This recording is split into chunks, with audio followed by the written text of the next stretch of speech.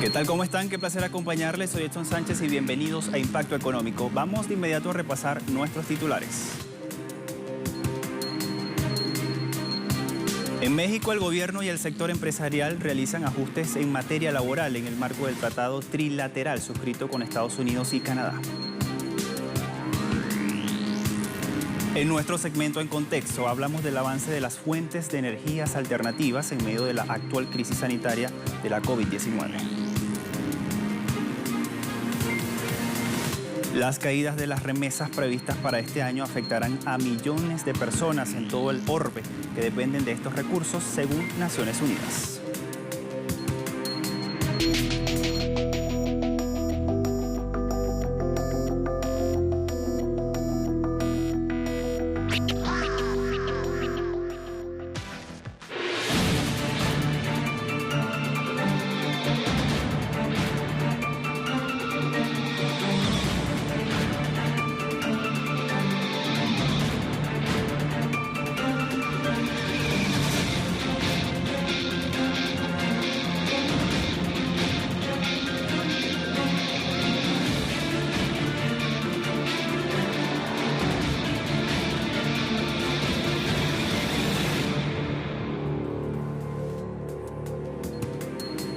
Comenzamos con esta información. En México, el gobierno y empresarios del país aceleran la marcha para cumplir con los compromisos laborales asumidos en el tratado comercial suscrito con Estados Unidos y Canadá, el denominado TEMEC.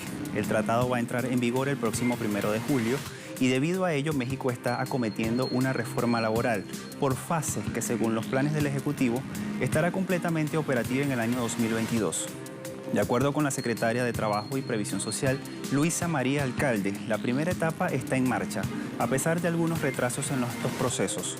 La funcionaria agrega que en noviembre de este año se podrá iniciar un nuevo modelo laboral en las 10 entidades federativas, en las que estaba proyectado con la apertura de instancias estatales y del Centro Federal de Conciliación y Registro, que coordinará todas las nuevas reglas democráticas de este nuevo modelo. Asimismo, empresarios y voceros del gobierno mexicano coincidieron en la necesidad de establecer estrategias preventivas para anticiparse a posibles demandas de Canadá o los Estados Unidos, un país que ya ha empezado a crear comités para solucionar controversias laborales.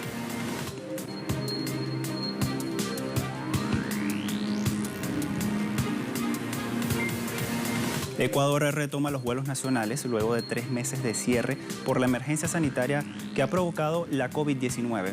El ministro de Transporte y Obras Públicas, Gabriel Martínez, precisó que se han realizado hasta el momento 5 vuelos domésticos. En tanto, los movimientos en los aeropuertos iniciaron en las principales ciudades del país, por ejemplo en Quito, Guayaquil, Cuenca y Loja, desde las aerolíneas Avianca y Latam. Igualmente, Martínez dijo que el objetivo es reactivar la economía y así obtener ingresos y proteger a los empleos del sector. El primer vuelo lo realizó la empresa Avianca y trasladó a 96 pasajeros desde la capital Quito hasta Guayaquil en un Airbus 319.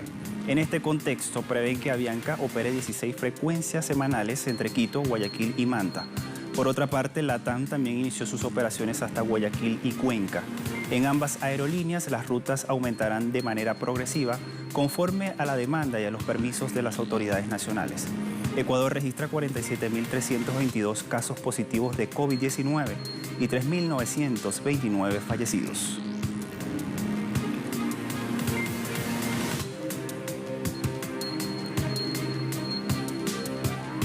En Colombia, las exportaciones de la industria floral cayeron 40% interanual en mayo, en medio de la crisis sanitaria por la COVID-19. Este país sudamericano produce cerca de 8.000 hectáreas de flores, principalmente en invernaderos, de las cuales exportan más del 90%. En este sentido, más del 80% de las rosas de Colombia se venden a los Estados Unidos cada mes de febrero, y esto representa 15% de las exportaciones anuales de flores del país. Sin embargo, el mercado floral se ha visto impactado por la emergencia sanitaria, con grandes pérdidas en los pedidos internacionales. También debido al poco tiempo de duración de las flores, que han dejado de realizar pedidos por $800.000. Este sector exportó en 2019 cerca de 1.460 millones de dólares en flores, y debido a la emergencia sanitaria, el objetivo previsto para este año de 1.5 mil millones es difícil de cumplir.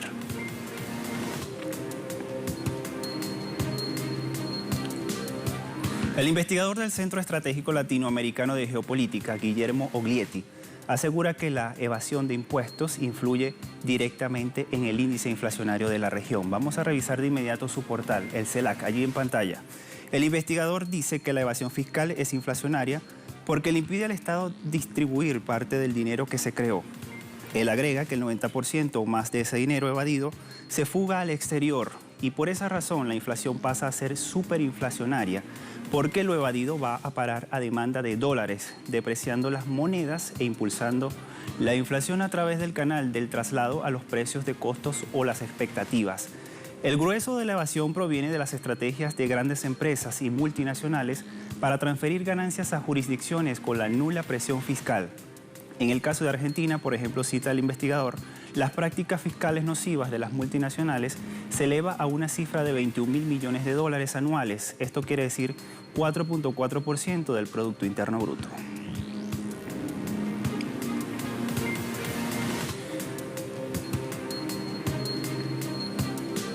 El Salvador también comienza a su progreso gradual de la reapertura de su economía luego de las medidas de confinamiento para detener los contagios por la COVID-19. La primera fase de apertura permitió el reinicio de las labores en los sectores de construcción, manufactura textil y también electrónica. El comercio en línea también se suma a esto, los salones de belleza bajo la modalidad de citas, la reparación y mantenimiento y parte del sector público.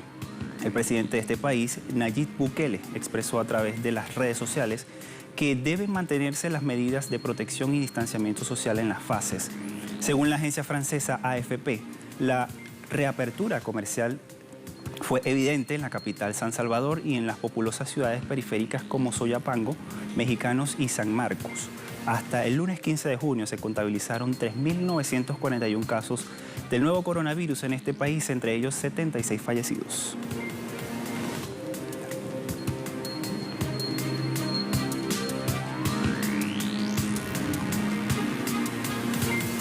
De las energías renovables en medio de la crisis por el COVID-19 vamos a estar hablando al regreso de esta primera pausa. No se aparte, esto es Impacto Económico, ya volvemos.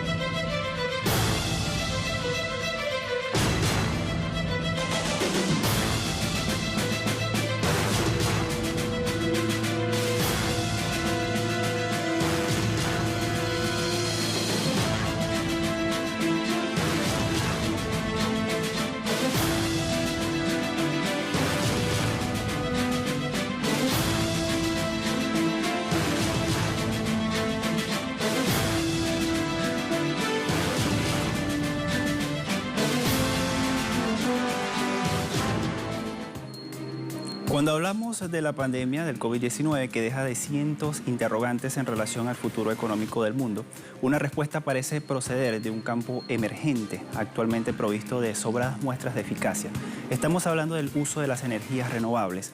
Vamos a ver de inmediato una investigación que realizó la agencia informativa latinoamericana Prensa Latina a continuación. Una investigación de la agencia informativa Prensa Latina indica que el desarrollo de las fuentes renovables de energía ahora no es solo posible, sino también imponderable, en detrimento de la quema de combustibles fósiles y en defensa de la sustentabilidad social y económica. De acuerdo a la Agencia Internacional de Energía Renovable, más de la mitad de las fuentes de este tipo, agregadas en 2019, logró costos más bajos que las nuevas y más rentables plantas de carbón.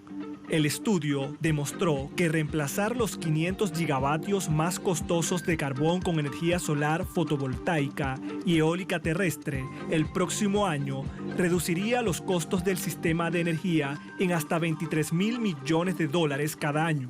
Asimismo, en el estudio se afirma que el uso de las energías renovables reduciría las emisiones anuales en alrededor de 1,8 gigatoneladas de dióxido de carbono, equivalente al 5% del total del gas emitido a la atmósfera en 2019. También generaría un estímulo de inversión de 940.000 millones de dólares, equivalente al 1% del Producto Interno Bruto Mundial. Otra de las ventajas de este tipo de energía es que la misma cantidad de dinero invertida en ella actualmente produce más capacidad nueva que la que tendría hace una década. El estudio de Prensa Latina también señala que más países están apostando a la implementación de energías renovables. Tan solo el año pasado, estas alternativas de energías limpias registraron un aumento. Los detalles a continuación. Una investigación del Programa de Naciones Unidas para el Medio Ambiente, PNUMA, revela que la capacidad de energía renovable, exceptuando grandes represas hidroeléctricas, creció 184 gigavatios durante 2019. Tal adición significó 12% más que la nueva capacidad de 2018 y la inversión en dólares fue solo 1% más alto que el año anterior, con poco más de 282.000 millones de dólares. Según el organismo de la ONU, la caída de los costos de las alternativas limpias brinda a los países la oportunidad de impulsar la acción climática en los paquetes de recuperación de la COVID-19. En ese contexto, Inger Andersen, director ejecutivo del Programa de Naciones Unidas, instó a los gobiernos del mundo a aprovechar el precio de la instalación de energías renovables, que según él es cada vez más bajo. Sin embargo, los países del orbe deben hacer un esfuerzo para cumplir con el objetivo principal del Acuerdo de París, que contempla limitar el aumento de la temperatura global a menos de 2 grados Celsius. Esta meta requeriría la adición de alrededor de 3.000 gigavatios de energías renovables para 2030, dependiendo de la combinación de la tecnología elegida. El bajo costo de las energías alternativas está provocando la reducción o paralización de las operaciones de las plantas de energía a partir del carbón. Todo esto sin contar que dichas plantas de combustible fósil deben hacer frente a los efectos del coronavirus y a la competencia del gas. En esa línea, la compañía Global Data estima que la demanda mundial de importaciones de carbón podría disminuir en 7% para fines de 2020. Otro de los efectos favorables sobre el uso de la energía renovable es la generación de puestos de trabajo del sector. Un comunicado del Consejo Global de la Energía Eólica destaca que la generación eléctrica a través del viento es uno de los sectores más rápidos de crecimiento en el mundo y podría crear casi 4 millones de empleos directos e indirectos. Este tipo de energías potenciaría inversiones anuales adicionales por unos 207.000 millones de dólares, siempre que la capacidad eólica supere los 2 teravatios. Igualmente, la investigación de Prensa Latina se hace referencia a los efectos del cambio climático y los costos que dejaron tan solo el año pasado. Munich Re es una de las reaseguradoras más grandes del mundo. Allí se destaca que los huracanes, incendios forestales y las inundaciones le costaron al mundo 150.000 millones de dólares y se espera que las pérdidas en negocios y la economía aumenten debido al crecimiento durante una década de las catástrofes naturales.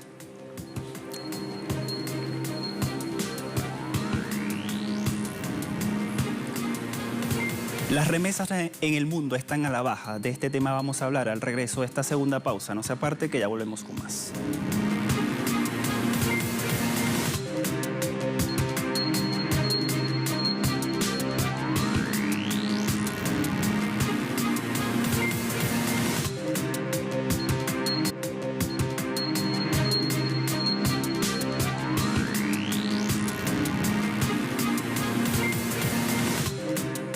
Naciones Unidas alerta que la caída de las remesas debido a los efectos de la pandemia de COVID-19 van a afectar a millones de personas en todo el orbe que dependen de estos recursos. Ampliamos más detalles a través de la siguiente historia. En su mensaje por el Día Internacional de las Remesas Familiares, el secretario general de la ONU, Antonio Guterres, indicó que esos envíos de dinero caerán en aproximadamente un 20%, unos 110.000 millones de dólares, según estimaciones del Banco Mundial. El titular de Naciones Unidas indicó que tal baja en las remesas podría generar hambre, pérdida de escolaridad y deterioro de la salud entre decenas de millones de familias, con un impacto especialmente fuerte en las mujeres y niñas. En ese contexto, Guterres pidió reconocer la determinación de 200 millones de migrantes que regularmente envían dinero a sus hogares y a los 800 millones de familiares en comunidades en desarrollo que dependen de esos recursos. Además, el secretario de la ONU hizo un llamado a las personas de todo el mundo para que apoyen a los migrantes, quienes según él se encuentran entre los motores de la economía global y hacen contribuciones cruciales para el bienestar en todo el mundo. En esa línea, Guterres también solicitó a todas las partes interesadas que tomen medidas para reducir los costos de transferencia de remesas, brindar servicios financieros para los migrantes y sus familias. En Francia, un representante del sindicato de Renault indicó que la decisión del grupo automotriz de reducir su plantilla laboral va a afectar a 4.600 empleados de esta compañía en suelo francés. Así lo dijo. Es difícil decir sitio por sitio, pero diremos que el impacto es de 4.600 empleos menos. 2.100 de ellos están en fabricación, 1.500 a nivel de ingeniería y alrededor de 1.000 personas en todas las funciones de soporte. En Estados Unidos, los inventarios comerciales registraron una caída en abril pasado. Esta contracción fue de 1.3% luego de que las importaciones bajaran como consecuencia de los efectos de la pandemia de la COVID-19, según el Departamento de Comercio. Los datos de esta entidad muestran que los inventarios minoristas disminuyeron 3.7% en el mes analizado, en lugar del 3.3% estimado en el informe previo. Por su parte, los vehículos motorizados cayeron 8.4 puntos porcentuales frente al 8.3% que fue proyectado anteriormente. La economía de Estados Unidos entró en recesión en febrero pasado ante una sostenida disminución del empleo y la producción, así como lo informó la semana pasada la Oficina Nacional de Investigación Económica.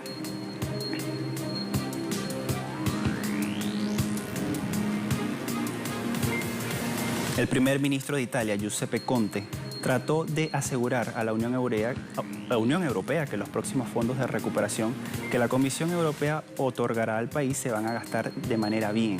Conte dijo que dichos recursos son una oportunidad para cerrar la brecha de crecimiento del Producto Interno Bruto que este país tendrá en comparación con otros países europeos.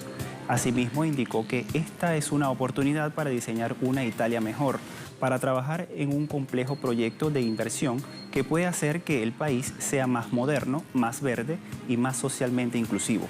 Recordemos que la Comisión Europea acordó en mayo pasado su plan de recuperación, compuesto por 500.000 millones de euros en subvenciones y 250.000 millones en préstamos para los países de la Unión Europea que han visto su economía afectada por la pandemia del coronavirus.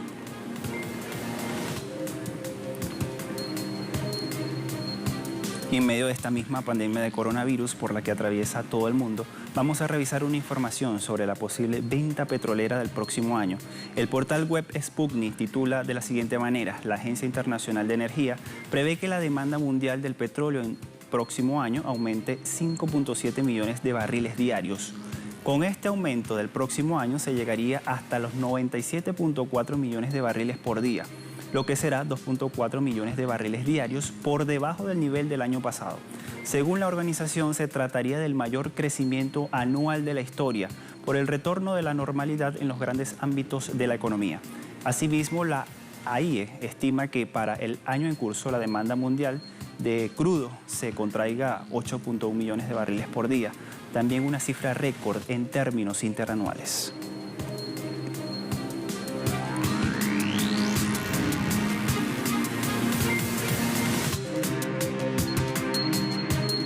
Vamos de inmediato a repasar cómo están los indicadores petroleros al cierre de la jornada de este martes. La relación de WTI, 37.85 dólares el barril, tiene un alza de 1.97%. Sumamos Brent de referencia en Europa, 40.63 dólares el barril y sube 2.29%. Y por último, la cesta venezolana, 104.75 yuanes, con un alza de 9.61 yuanes.